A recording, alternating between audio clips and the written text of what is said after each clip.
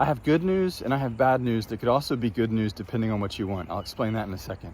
First, the good news. You only have one need, and it's not to be loved or accepted or approved of or applauded or seen or heard or understood or any of the things that we've been taught it is. It ultimately has nothing to do with other people. It's to be able to be ourselves. So that's the good news. Now here's the bad news that could also be good news depending on how you look at it. If you have emotional repression in your body from childhood, you won't be able to be yourself. It's an impossibility. The intense resistance to feel and express certain buried emotions from childhood, like anger and hurt, compels us to be who we're not. You could also say it like this: if I hold back what's true, I'm forced to identify with what's false. Some people do this for their entire lives, not knowing who they are.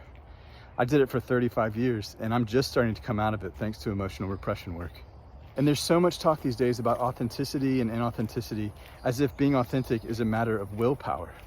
But it only takes a second to recognize that if you're trying to be authentic, that kind of defeats the purpose. It's an oxymoron. If you're in emotional repression, you literally can't be authentic. You can't be yourself. Your repression programming, it won't let you. It's trying to keep you safe, which means it's trying to hold down these buried emotions, this anger, this hurt from childhood. So that's the bad news. Now, the reason the bad news could be good news is that there are tools available now to reverse and resolve emotional repression in the body. It's not a quick fix, it's not easy, and it's usually only undertaken by people who have suffered a lot. Sort of like the alcoholic who's hit bottom, but repression is the drug. But my God, is it freeing.